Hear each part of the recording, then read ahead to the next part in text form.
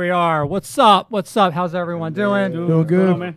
This is DeVore Live. It is the 26th of March. Man, we're almost done Q1. Jeez. Going quick.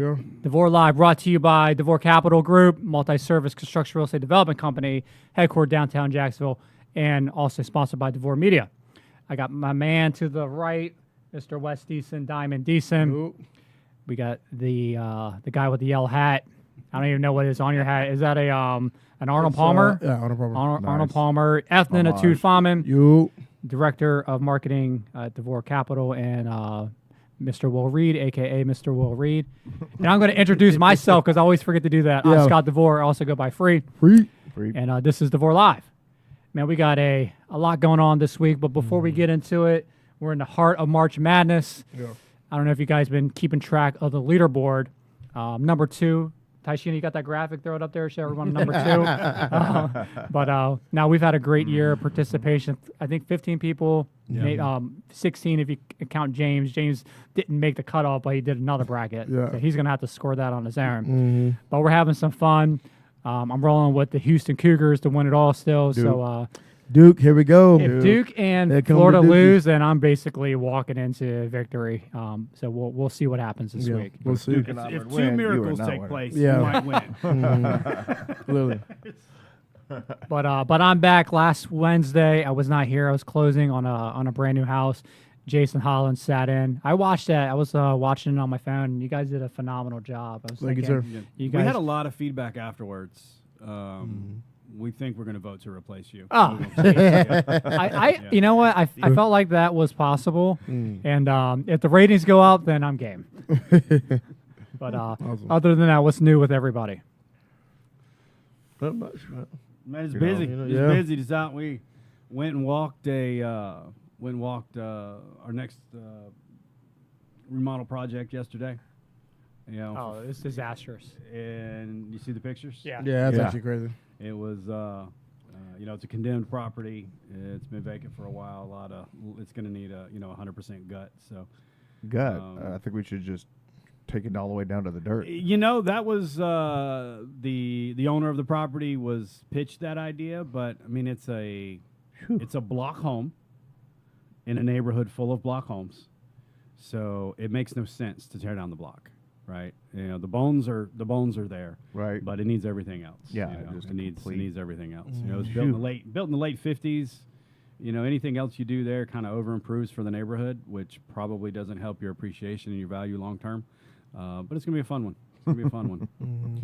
Yeah, we're love coming that. into the beginning of the warm season. I think yesterday was the unofficial first day of summer. You felt the heat up until yesterday. We had spring yet? No, hey. we won't got The spring weather's yet. been April is been spring, right? phenomenal. We had But then 2.5 yesterday- I love this. That's We had cool. 2.5 days of spring, and Yeah. now it's just gonna be Yeah. fine. Yeah. Humid. But you know what that Tough. means? That means baseball season. We got MLB kicking off tomorrow, I think, is opening day. But Nice. let's talk about our Go beloved Dodgers. Jumbo Shrimp. If you were not keeping track, they just did a major renovation. I think they poured in about $30 million into ViStar Ballpark. They upgraded both the home and visitor dugouts. They also added this cool new club. It's called the PNC Home Plate Club for 150 people, and memberships start at $5,250 a year. You guys already write that check. You guys going to join the PNC Home Plate Club? Probably not. Yeah, probably not. Probably not. Not this year. Yeah. Not this year. When you can get tickets for about $6 to get Right, into. Yeah, right. It's a lot of money to join that club, but no, it's exciting. It's high minor league. It's AAA. They've had a lot of great. What's our affiliate major league team? You guys know, putting you on the spot. I do not know we do who know. this shrimp. Yeah. affiliate It's somebody. was. It might be the Rays. ChatGPT can get us that answer. But yeah, we're excited, and we all went to a game last year, and they have they got 10 promotional weekends going on this year. So I think every Friday they do fireworks, and Thursday they do a special thing. We talked a couple weeks ago about the Honey Dripper weekend. It was my first introduction to what a honey dripper is. Yeah.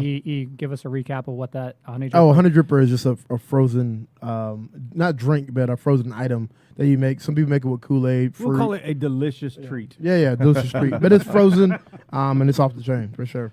And Miami Marlins are our affiliate team. Oh, the Marlins. Okay. Marlins. I like Miami going to Marlins. the games. Yeah. But we'll have to take the team again to an afternoon game. We did that last year. Man, that was a lot of fun. That's Yeah, cool. it's fun. Well, it's I a good can't day. watch It's baseball cheap, but- on TV. Oh gosh, Cheap, no. easy. It's good. But it's I fun. love going to the game. We Yeah. went Father's Day last year. The girls got me. We all went together, and it was fun. Yeah, you know? good day just to hang out, do Yeah. something different. It's fun. It's inexpensive overall. I like it. Good Unless time. you buy the $5,000, but Outside of the $5,000, yeah, exactly. But no, and then they do like with the fireworks and all that kind of stuff. I mean, they do a good job, I think. I mean, and it's a clean park. Get right up close, so you can see. You know, if you like baseball, it's, you just decent entertainment. It's a great Friday night out, whatever. I like it. A lot of shaded seats too, so you don't have to be baking in the sun the whole entire Yeah. time. But here's some of the promotional nights. So we mentioned Honey Drippers Weekend. I think that is in May. Yeah, May 24th. But the first one, Great White Shark Night. So that's April 11th. They have Technology for Shrimp. Can You Make the Call? Almost Canada Day. I don't even know what these even mean. Hallow Weekend in July. But yeah, we're looking forward to another great season. With our beloved Jumbo Shrimp, shout out to them. Maybe they can give us some free tickets. You know, we'll give you shout outs every DeVore Live. And their fireworks are some of the best. Man, after their games, it's some of the best fireworks. They do a good job. Yeah. Some of the best. I did a concert night one night where they had a concert afterwards. Jason Crabb. I don't know if you Okay. guys know who he is. Yeah, I know Jason Christian Crabb. artist. Yeah, yeah. That was a lot of fun. That was pretty cool. They Yeah. just Yeah, they it's literally kinda roll in a little stage and boom, they got a concert afterwards. So Yeah. that's pretty cool. they do a great job. I just remembered from when we went there with fan engagement. You know, they had a thing right after the game. Let the kids go down, did a little contest, run the field, and it was kids and parents. You know, so run the bases. You know, you're not going to get that. You're not going to get that at the Jaguar Stadium. Yeah. You know, Yeah. security is like, yeah, come on down, play, have fun. You know, I want you to enjoy yourself, so you come back. Yeah. Right. You know, Yeah. That's what makes it, AAA, you know what I'm saying? Pro league. You're not really doing that either. it's a little different. Yeah, thing. for sure. Yeah. Well, let's get into our main story. So we got a lot of roofing stories going on, and one of them, just the leading story, is a roofing fentanyl bust. So there's an article that reports a massive fentanyl trafficking bust where approximately 700,000 fentanyl-laced pills were discovered hidden in roofing shingles. That's insane. This operation highlights the significant security gaps within the roofing industry, with roofing material being exposed as a cover for drug smuggling. And what do you guys think of that? This crazy story. Al Capone. Well, it's not talking about the whole picture. Okay, it's highlighting a specific industry that already, in some circles, has a negative connotation to it. The freight liners, semi trucks, materials being imported from Mexico and Canada. That is one of the primary methods for getting those drugs into the country. You know, back one of the secondary articles, December of 2024. In just December, it was $6.3 million worth of methamphetamine and marijuana that was confiscated coming through the World Trade Bridge. You know, it was a massive seizure. So think while that seizure is happening, how much more was flowing by? You know, which go on a tangent for a second. If we remember correctly, back to when President Trump first started talking about tariffs, he had one request: Mexico, Canada, secure your border. Keep the fentanyl out of my country. If you don't, I'm going to put tariffs on you, right? And it's went down this rabbit hole of a tangent. You know, Trump's trying to kill the car industry. He's trying to kill everybody. No, he's trying to stop the people that are killing your children. That's what he was trying to do. And everybody just kind of bypassed that, right? Had Canada and Mexico said, absolutely 100%, we're going to shut down our borders. We're going to stop the flow of drugs into your country as best we can. That tariff conversation doesn't continue, you know? And it was just like, no, we don't want to secure our border. Makes me, why not? You know? So Yeah, who's gaining? Who's Right, who's gaining from gaining? that? That's top dollar price though. Yeah, there's a lot of extortion that takes place with the cartels 100%. running stuff in these semi trucks. Most of the time, the drivers don't even know. You know, it's So was the purpose of they were actually going to do something with those shingles afterwards, or just trying to man, bring? that's a lot of shingles, man. I'm pretty sure GAF owns corn. I'm pretty sure they didn't. It shipped from their Tallahassee plant to Arizona. And somebody stuffed a bunch of drugs in there. I don't know where these shingles came from. They didn't identify who's the manufacturer of the brand. Like they go melt down some tar, throw some granules on it in Mexico, and then stuff them all in some packages and bring them over. Or these things going to end up on somebody's house. I've seen drugs hidden in the craziest of places. Like, you know what I mean? So it's actually crazy. Like, carry on. That's all. It's kind of I was thinking, man. I'm hoping these shingles don't end up on somebody's house afterwards. No, it's going to get somewhere along the way. The drugs are going to be removed. That product, because that product, the shingle or the building materials or the truckload of washers and dryers, that still has to reach its destination. Because if that stuff doesn't reach its destination, there's a bigger problem. Well, that's chucking a truck right there. Yeah. 100%. That's definitely chucking a truck shingles right there. Cutting some corners on that roof, wherever that ends up. I'm telling you. But that is just crazy. That's a lot. I mean, I saw the picture with all the bags. That's a lot of. I mean, 700,000 sounds like a lot. It was actually not a lot of. Maybe size of this our table.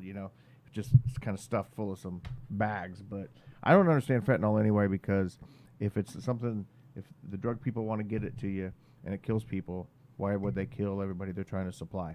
I just can't quite grasp that Yeah, because concept. technically it's a percentage of how much is in whatever you're lacing it with. So, but you only need like minuscule amounts. No, and that for stuff's sure. Terrible, right? Yeah, it's a drop. I mean, and there's things now that are even more potent than the fentanyl. The fentanyl is more readily available, but I forget the name of it. But it takes, just a microscopic drop.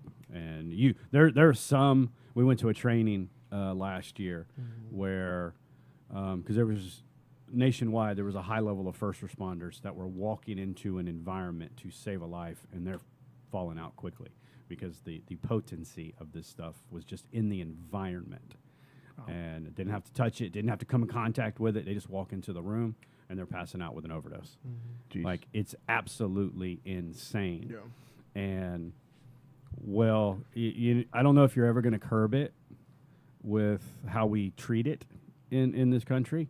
You can definitely slow it down, because I can tell you for a fact that nobody is manufacturing fentanyl in Duval and Clay County. It's not made here. It's coming from somewhere else, right? So the harder it becomes to purchase, people are going to move to other things, or there might be just enough of a dry spell where people start getting treatment, start getting help, Sorry, it's kind of my thing I do when I'm not here at DeVore Capital. So.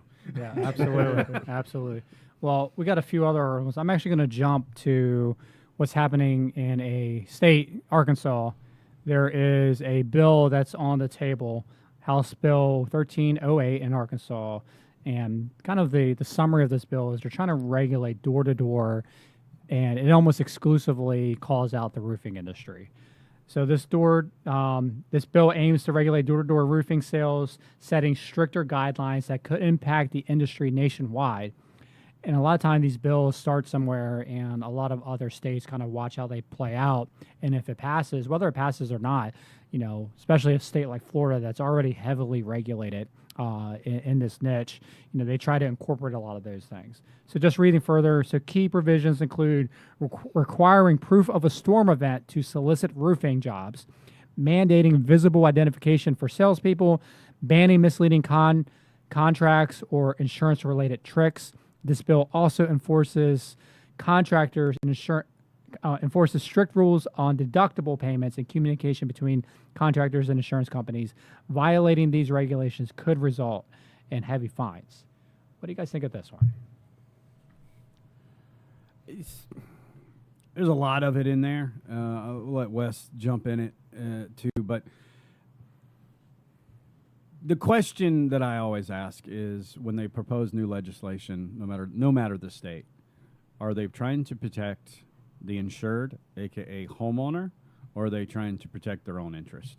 There's such a high level of conflict of interest that takes place 100%. inside of the local and the state legislatures and governments, that you got guys that are sitting on these boards that are also sitting on the boards of the insurance companies. Then you got another guy who's sitting on the board of an insurance company that's also running roofing crews on the side. Yeah, like what?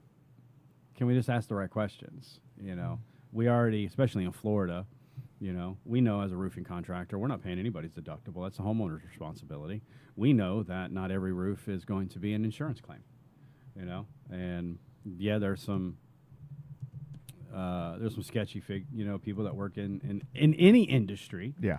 But we also have some sketchy figures that work in our political system too. So let me put some legislation out against them. Yeah.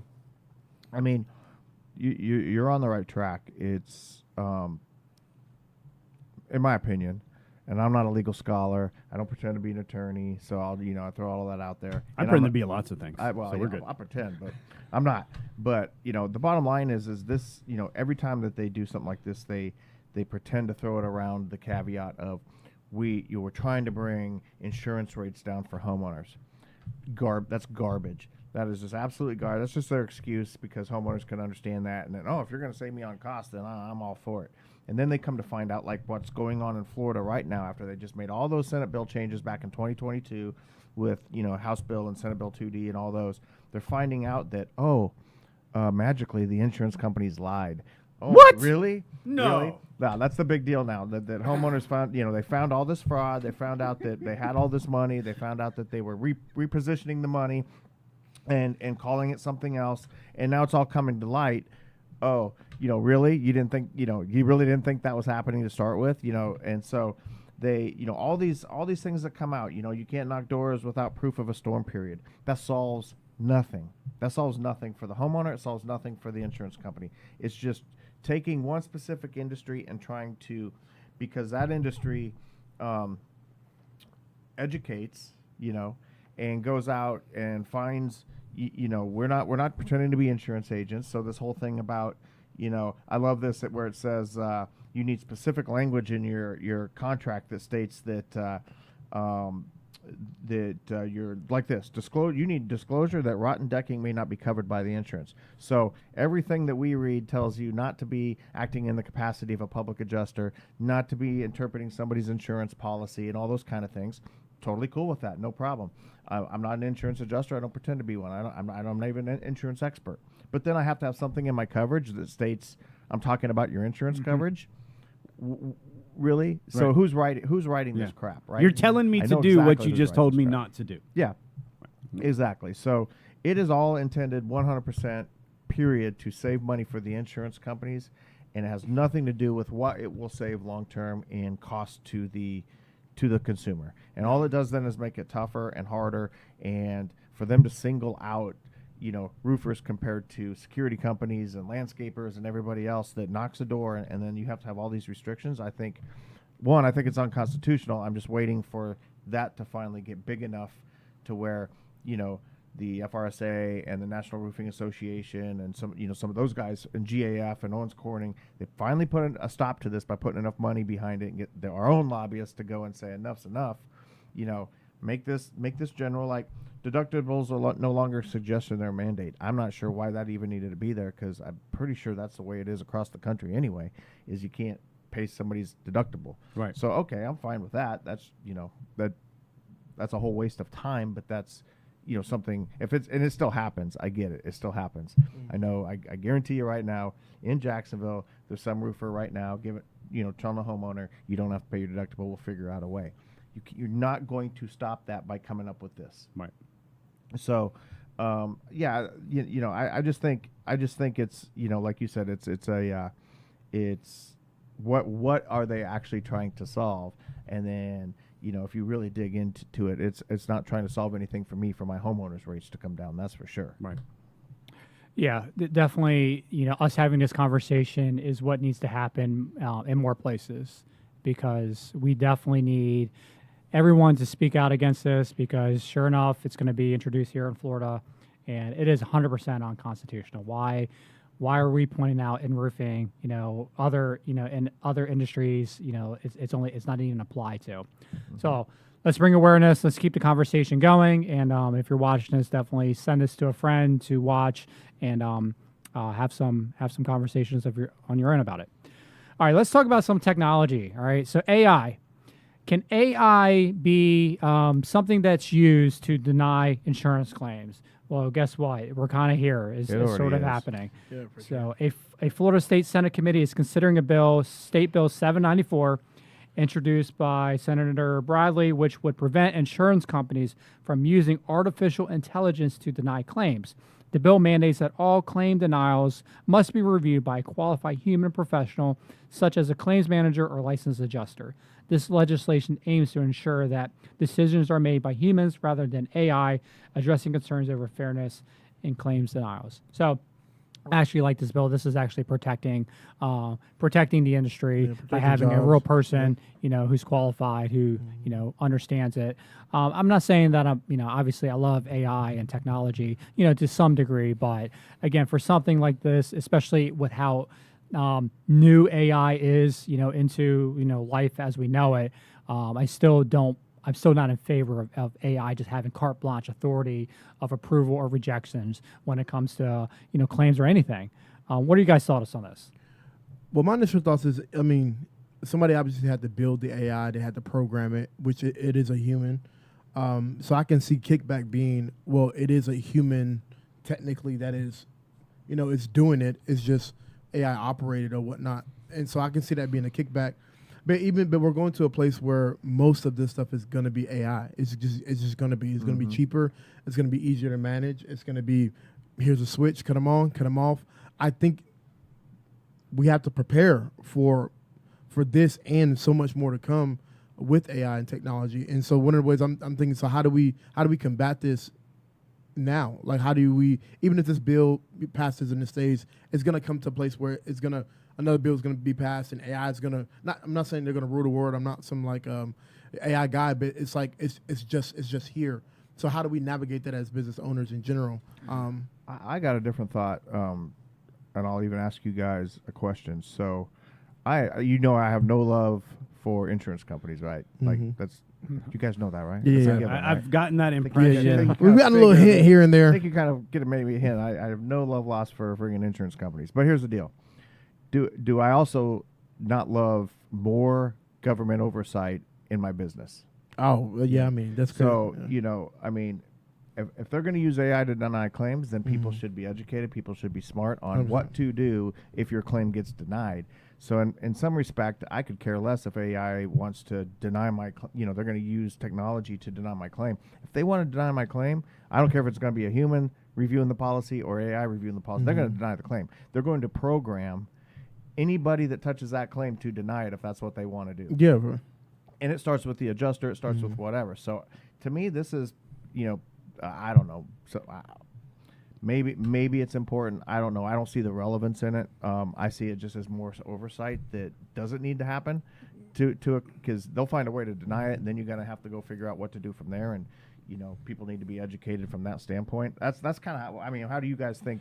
All right, since you're asking, let me give you my take. So I'm going to relate this to censorship, where, especially during COVID, if you said something in a video and you posted on YouTube, it wasn't a human that was flagging it. It was like their AI software. So if you said something where, if you even questioned the validity, if this was something that was released intentionally, or if you said something about getting a shot or whatever, the algorithm, basically your videos were, every time you post something, everything is going through something and getting filtered. Yeah. And they were getting, flagged and taken and removed. And it wasn't a human. It was like the software that was doing it. And the process of trying to file a claim or whatever that process is to, try to appeal would go nowhere. So if AI, just the way it generally works, if AI is denying claims, it's probably going to go into this large, section of a database that will probably be almost impossible or just extremely hard to go through a appeal process of whether. So that's my main concern, because you already see it. You see it in censorship, like the example that I gave. So that's my fear, is if we let technology do all this, then we're going to lose all of our voices. Yeah, and if we lose our voice, this world's going to change. It's already changing rapidly, but man, that's one thing that we just cannot, let get taken away from us. Well, Well, this particular article was also written with a slant and an agenda associated with it, and that started with the title. If it, insurance companies use AI to review claims, that tells an entirely different story. So so what we know is the human beings that are claimed to review, that are trained to review claims, right? We know, they're not going to admit it, but we know that it's, 7 out of 10. It's deny right off the jump. That's just the way it goes. You see it inside of the VA. You see the technology used inside of larger corporations where they're hiring lots of people. In order for your resume to get from here to there, it is programmed with certain metrics to be able to move you along. So if the platform is being built to make things faster, use it in such a way to where it keeps the standard. Because if you're going to, at least if you're going to deny me every time, if it's consistent. Right. Because we see, no, you're being denied for this. Well, that doesn't make sense. So if we can make it standard, and this is the process and the policies in which we are going to follow, then I think it does make it easier to combat, because there's a standardized system in place. Because right now, there's 100 humans doing it 100 different ways, because they came into the industry in different decades. Yeah. So the way we did it back then is still the way that I do it. It may not be the way that you're supposed to be doing it today. Well, and here's the thing, though, that can AI, if you can program AI to read it, understand it, and deny it, then they can also program it to read it, understand it, and approve it, or move it to then the next step of approval or whatever. So are we dealing with an epidemic that we don't know about, of just everything's now touched by AI and it's already denying all these claims? Is that what this bill is intended for? I don't know the purpose of why he's coming out with this, just as general as how he wrote it, compared to if they're using AI to read certain things and then pass it to the right person or the next steps, then I got no problem with that. I mean, we're probably moving in that direction ourselves, of things that we need to have AI pre-checking and looking at and whatever. 100%. So it still has to be programmed by somebody before it understands what to go do. Right. If an individual files a flood claim, right, and they don't have flood insurance, and the algorithm, the AI, reads that, and it's denied because they don't have coverage for that, that makes perfect sense. And that's what it's designed to do. It's not going to be designed to approve someone for coverage in which they do not have. Right. Right. Now, we know that there are so many different aspects of a property loss claim, from pipes breaking, house floods, hurricanes, tornadoes, a car, right? Who has car driving into your living room coverage? Yeah, right? That falls under the all other perils. And that is always going to take an individual reviewing the circumstances that's involved, what happened, and then go from there. Yeah. Right? Because I want to say it's subjective, because it shouldn't be subjective, but an algorithm can't be programmed to review all of those other nuances that could happen in the process of an insurance loss. Yeah, well, I feel like that's what this article is alluding to, that to protect us from that. And just with the lack of understanding how software could have that ability to make the right decision, I don't want that decision to be placed in software's hands. Sure. Right. I would rather a human. Now, could this change in years if they approve it? I think that there should be, when something like this is introduced, if carriers are going to do it, I feel like there needs to be some transparency and openness of beta testing, and this is how it's going to work. So then, when you're deciding if I want to go with, insurance carrier A, and I know that their process of, if I do unfortunately have to deal with the claim, that I know if I'm deciding to choose them when I sign up and write this big check to have home insurance, if this is their process. Sure. So I just would like transparency, openness on how it's going to work, versus just tomorrow it's fully implemented and now we got to deal with this, and it just totally ruins the system, the industry, and causes a lot more damage to the homeowners on top of the damage that just happened to the property. Yeah. Well, was it President Ronald Reagan that said, if you hear the phrase, "I'm from the government and I'm here to help you," then you should be scared? Right? Something along those lines. Because we find ourselves caught up in that train of thought, because Scott just said it, but I know how he feels and believes about his, private property rights, personal rights, the Constitution, but it still is in our vernacular to say they just want to help. Yeah. If it's They so want wrong, to it's keep just me gonna help safe me. from Yeah. the Right. Terminator. If that is the line. I can get behind that because I've seen all the documentaries, right? The robots take over. I've seen them. That's the thing that happens is we want them to help us or protect us, and then when it's on the other side, one of the first articles we were talking about, we don't want the government involved in door-to-door sales. Right. But I want them involved in the AI, keeping me safe from it. We can't have both. Yeah. Right. Right? Right. And if they were trustworthy, morally upright individuals that I knew that they had the citizens' best interest in mind, I can disagree with you. But your track record of transparency and accountability, and I can disagree with you, but you still are trying to do the right thing, okay, I can deal with that.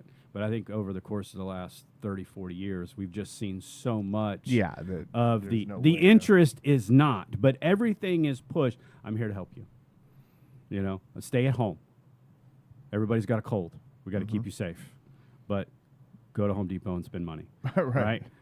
Like you're protected from COVID in Home Depot, but church or school, you're not safe there. Right. Right. So are you really trying to keep us safe, or are you just trying to control? 100%. What's the agenda? All right, one more roofing story. This one is actually close to home. So there is a local brothers who were just sentenced to federal prison, and Travis and Tripp Slaughter, operators of multiple Jacksonville roofing businesses, sentenced to involvement in a multi-million-dollar tax and insurance fraud scheme.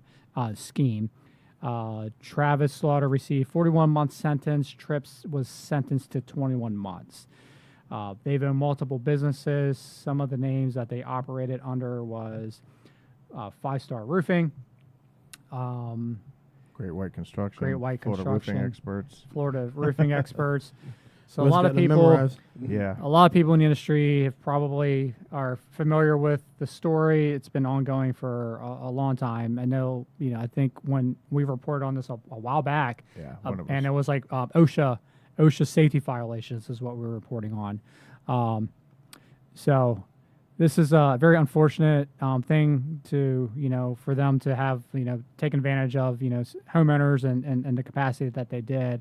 But what are you guys feeling on this? It looks like finally, after years of these brothers being in the news, the final verdict outcome is being judged right now. So I know Travis. When I first got into this industry in 2011, right at the beginning of 2011, yeah, I'm trying to remember. Yeah, 2011. The company I was with, we did business with Travis, and they installed good roofs.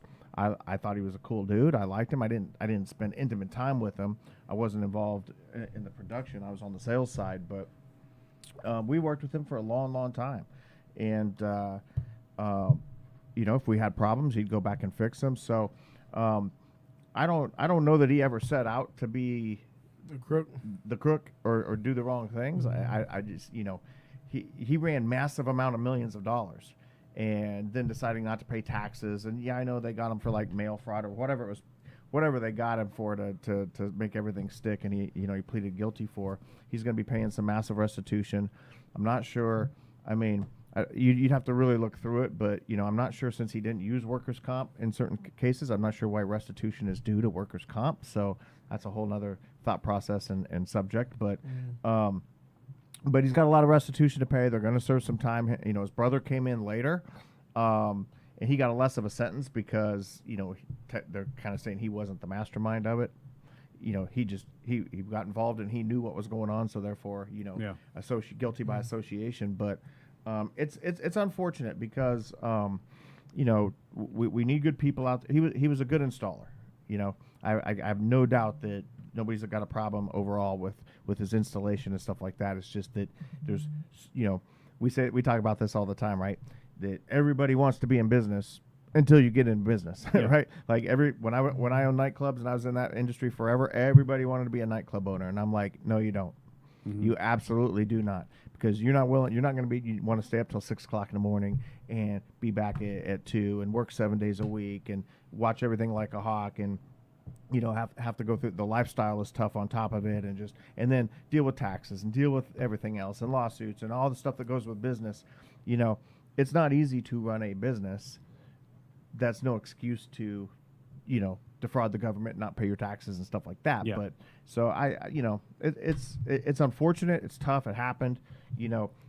I think obviously the right thing happened because he was, not paying his taxes, and that's gonna catch up to you at some point, right? But I don't think it has anything to do, like, from my personal opinion. What I knew about Travis back then, I haven't seen him in years and years, but there's nothing really wrong with the guy. He was a good dude. I met Travis multiple occasions, and every time was on top of a roof. Extremely knowledgeable, taught me so much in every encounter, and I think you're right. I don't know that many people get into contracting with the thought process. I'm going to be a criminal mastermind, right? I don't believe that, but I do believe that if you get to a place where you compromise what's right, it leads down a very dark place really fast. Yeah, sure. And I say really fast. I mean, they've been doing what they've been doing for a very long time. And, what was, when we looked at it before, $3-4 million worth of OSHA violations, like, you don't get there overnight, so to not start, so you swayed away from doing the right thing the right way. Okay, sway back and start doing the right thing the right way all the time. Fix your problems so you don't get here, right? Everybody from local municipalities to even the federal government and the IRS, if you are talking to them and trying to get your stuff straight, they want you to get your stuff straight. OSHA wants to be paid the fines. The IRS wants to be paid. Nobody's getting paid anything if you're in prison, right? Like, that's why it took so long to get to this point. I do believe that a lot of these municipalities and other entities involved extended just a super amount of grace, and it getting to this point. But this is a lesson for any new guys coming in. I mean, we have these conversations all the time. Like, no, we're not going to do that. It doesn't meet our business. It doesn't align with who we are. We're not going to compromise who we are and what we do for the sake of trying to chase a dollar. Yeah. And those the new contractors, even you see it with contractors have been around, like the check chasing. It happens. Like, I got to get this job to pay this job, and now I got to get 5 jobs to pay for the last 10. Yeah. And it becomes an insurmountable mountain that if you don't check it and get back in right standing with your customers, your clients, your workers, the government, you can go to prison. Yeah. And also, the love of money is the root of all evil. I hate to go Bible, hate to go, but it's like, man, if you think about it, it all starts with one not necessarily a mistake, one thing that you look over, and it ultimately becomes this beast. That ultimately you're trying to, you're lying to cover up a lie. You're doing stuff to cover up something that you're doing, and then you end up with this monster that you've built off of. If you're honest initially, you may lose out on money, but you don't lose your life. You don't lose your family. You don't lose your reputation. You don't lose your career. And I think, as business owners, being honest, you said something that was actually very intriguing. When you set out when you know who you are and where you're going, you also need to know who you're never going to be and where you're never going to go. And it's called the anti-vision. I think some people say, like, you have a vision, then you have an anti-vision. This is something I'm just never going to become. And it's actually good that even in this podcast, we have a moment just to speak into that. Because we have, entrepreneurs, business owners, we have people who look at this podcast and it's like, man, yeah, I have places that I want to go, but you should also have places that you just don't need to be at and you don't want to go, but you have to protect that with boundaries. You have to protect that with accountability. You have to have right leadership structures to make sure everything, excels well. But also, man, if we do have a slip up, there's systems in place that catches that, so you don't necessarily repeat something that you're doing, but you fix it, you make it right, and you keep going, so you can have a longevity in the business industry, and ultimately you leave a legacy that's not necessarily this, if that makes sense. Yeah, it's not almost 4 years of your life in federal prison. You know, it's too many people, and no matter if you're a business owner, entrepreneur, whatever it is, we spend too much time and energy and focus on where we go that we miss the opportunity that's right in front of us right now. 100%. And, you know, the details of where it is right now can lead to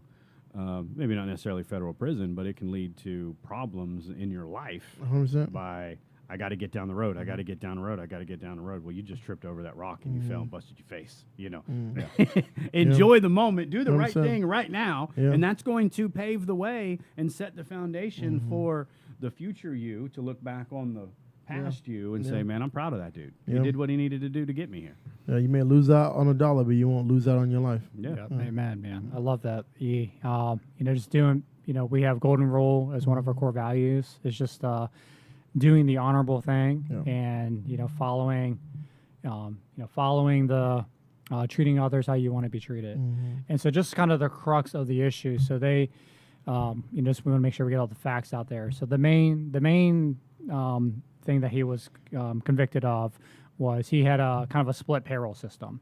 So they did pay people wages through a PEO that covered the FICA, payroll taxes, and workers' comp.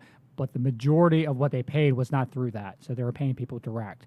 So the IRS said that they avoided $23 million of wages that should have been collecting to the government, payroll taxes, and they didn't pay their fair share of workers' compensation. So in addition to the sentencing of almost 4 years for Travis and 2 years for Tripp, Travis has to pay almost $10 million in restitution, plus almost a $3 million fee forfeit, almost $3 million from the companies, and Tripp is to a magnitude of a little over $1 million and almost a $500,000 that he has to forfeit. So, not doing it the right way comes with the cost. He's going to lose a good part of his life being locked up. I'm sure, there's an opportunity to appeal or whatever, or get probation early, but definitely do the right thing, treat people the right way, follow the system. There's a lot of money to be made in roofing. Doing it the right way should never be compromised. Sure. Because you don't have to. You don't have to do it. Not that you ever should do it the wrong way, but especially in this industry, you could do it the right way. Everyone still wins. Everyone still does extremely well, from the salesperson to the installer to the owners. Yep. All right, man. Let's move off of that topic, and just real quick, I want to cover a couple things. So, a new rating came out on top MBA programs, and two of our local universities, JU, Jacksonville University, and UNF, were both in the Tier 1 for MBA programs, which is Tier 1 with incredible Ivy League, all the big schools right there. So that's a good testament to the local education that the Jacksonville colleges and universities have to offer, so we can attract, good talent to come or to keep good talent from leaving, because you can get a great Master's of Business Administration locally in this city at two of those institutions. Any thoughts on that? You want to add anything to that? I think it was JU and UNF. Yep. UNF is in my opinion, a phenomenal program. I personally didn't go there, but I have one daughter who's graduated from there. I have my second is in her first year there, and it's for the cost, especially if you're from here, to be able to live at home, get a quality education, still be in your community and around your friends. I mean, I think it's great, and some people want that college experience, whatever that is defined as, to leave home and go away, and but it's great to see. There's so much opportunity here to where, and I think the cart's been disrupted. Of, if you want to be successful, you got to go to Harvard, or you got to go somewhere else. So to be able to start having those benchmarks. I mean, even University of Miami has a phenomenal law program. It is a private school, but you don't have to go far to get quality education. UF over in Gainesville, you want to be a doctor, that's where you go. You know? Yeah. I just saw FSU was rated the 10th highest rated private and public university in America. Who, FSU? FSU. Yep, FSU. Also, phenomenal law program. Florida is where it's at, man. Yeah. Florida has some of the best institutions for higher learning. All right, last story, man. It's heating up. We already mentioned it. Me and Wes, we got the throwback DeVore Capital 100% polyester shirts because you need them this time of year. We're going to be outside, inspecting a project after we wrap up here. But are you familiar with the reality? I don't even know if it's a reality TV show. Below Deck Mediterranean. So there is the star of that show, Captain Sandy Yawn. This is a local story. Has proposed a luxury luxury boat service in downtown Jacksonville, and we need a luxury boat service in downtown because 100%. we got this beautiful river out man. there, and you hardly see any vessels out there. Yeah. So she's planning this luxury boat service downtown, offering dining cruises and event spaces. I can't wait. She plans to start with a 47-passenger boat for high-end experiences like weddings and corporate events, featuring local and celebrity chefs. Sandy sees Jacksonville as an untapped yachting destination with potential for growth due to waterfront developments. Man, just in that summary is 100% spot on. Yeah. It's untapped, so much opportunity. I'm excited for this. And hopefully, we'll keep shouting out, man, we love to be on the maiden voyage. Yeah, All this, for Captain sure. Sandy, sorry I said, I kind of jumbled the opening, but this is exciting for downtown Jacksonville. Mm-hmm. Awesome. I mean, it's just you said untapped in that story, and it's just what it is. It's untapped, man. Can't wait to be eating some caviar and some shrimp on one of them corporate boats. It's great. Well, I think with that. with any change, it takes one person 100%. to kind of ignite the spark. When we were down with Patrick David, the Vault PBD earlier this year or last year now, and we were touring, the area afterwards. Just the amount of yachts. Yeah, Yeah. it's like, we got. Yeah, it's just everywhere. You see Yeah. them parked everywhere. You Everywhere. see them in the Everywhere. water. You hardly see anything unless Jacksonville's playing a home game and Shad brings Kismet here. Right. Yeah. And when you think yachts, you're like, oh man, no. You think yachts, you think entrepreneurs, 100%. business owners, Influencers. money. Mm-hmm. To come into, a guy shows up, parks his yacht, goes for a walk, and he says, yeah, I want to put my business here. That's what the city needs. So one person lighting the spark, bringing folks here, go up and down the river. I mean, you can do it on your little 12-foot John boat with a troller motor, but you're not going to get the same experience eating a peanut butter and jelly sandwich.